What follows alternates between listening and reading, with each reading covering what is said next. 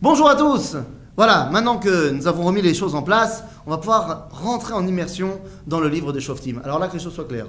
Le livre de Shoftim, c'est pas très compliqué, c'est un cercle qui revient tout le temps.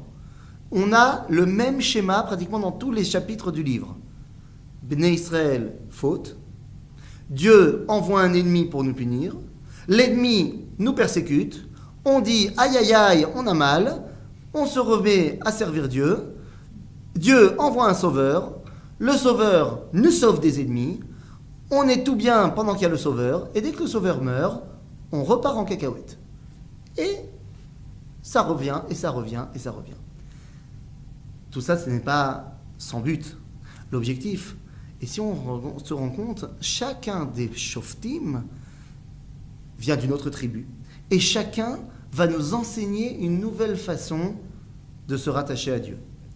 Et nous allons commencer aujourd'hui par une femme extraordinaire, Dvorah. Dvorah, la prophétesse. Et je le dis volontairement, parce que la Torah présente Dvorah, dans le livre de Shoftim, au chapitre 4, comme étant Dvorah à Neviah. Pourquoi c'est important de nous le dire? Il y a d'autres personnages qui étaient prophètes, mais on ne le sait pas. On ne nous l'a pas précisé. Sarah Imenu était prophète, mais on ne nous l'a pas précisé. Pourquoi ici, on a besoin de nous préciser qu'elle est prophète? Je ne peux pas ne pas faire la corrélation avec une autre femme dont on nous a précisé qu'elle était prophète. Je parle évidemment de Myriam. On y avait marqué dans la Torah, dans la paracha de Béchalach, Vatikar Myriam Anevia. Là aussi, on nous a dit qu'elle était prophète. Mais pourquoi on a besoin de faire ça? Dvorah tient une place prépondérante à cette époque-là. Il y a la guerre contre Sisra. Celui qui devrait partir à la guerre, ça devrait être le chef des Bnei Israël dans cette région-là. En l'occurrence, Barak, fils d'Avinoam. Mais il ne veut pas prendre ses responsabilités. Dvorah est la personnalité qui rattache le peuple juif à Dieu à ce moment-là.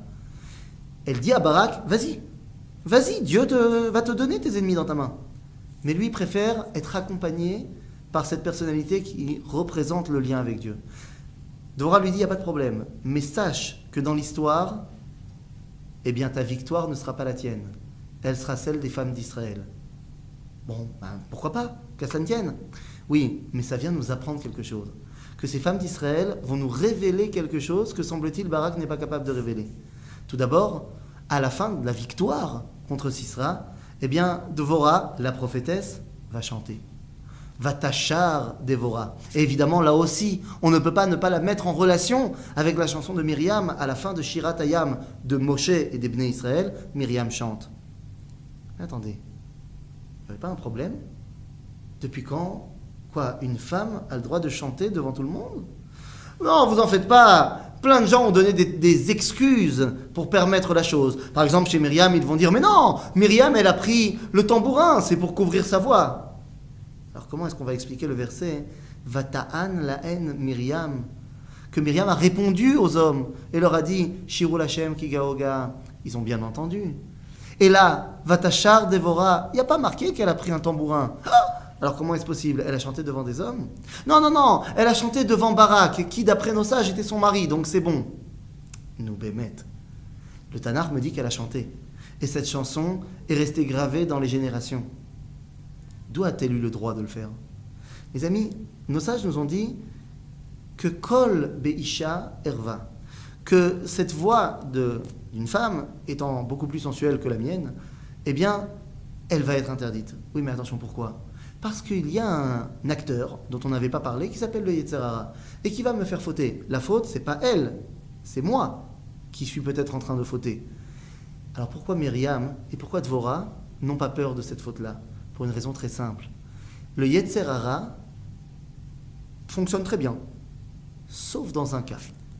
Il n'y a pas de Yetzer Hara lorsqu'il y a Gilui Shrina.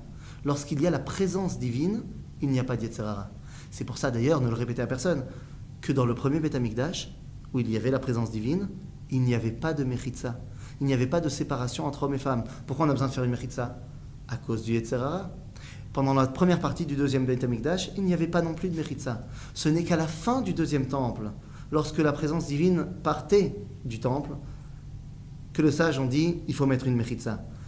Lorsqu'on nous dit que Dvorah Myriam ont chanté, on nous précise qu'elles étaient prophètes, pour nous dire qu'il y avait présence divine. Et comme il y avait présence divine, il n'y avait pas d'Yetzer Hara. Et donc comme il n'y avait pas d'Yetzer Hara, il n'y avait pas besoin de leur empêcher de chanter. Leurs chants, tant à Myriam qu'à Dvorah, sont la preuve que l'idéal du peuple juif est d'arriver à un temps où Dieu est parmi nous. Et donc il n'y a plus de raison d'avoir peur du Yetzer Hara. À ce moment-là, le Yetzer Hara devient tout simplement un serviteur d'Akadosh Baruch Hu et bosse main dans la main avec le Yetzer Tov. Je terminerai en disant une dernière phrase. Vous avez déjà été à un mariage? Oui, hein? Tout le monde est content. Pourquoi tout le monde est content dans un mariage? Le Rav Yehuda Léon Ashkenazi Manitou disait tout le monde est content dans un mariage. Pourquoi? Parce que tout le monde sait à ce moment-là et ressent que le Yetzer Hara et le Yetzer Tov veulent la même chose ce soir. Ve'amevin Yavin. Toda Rabba.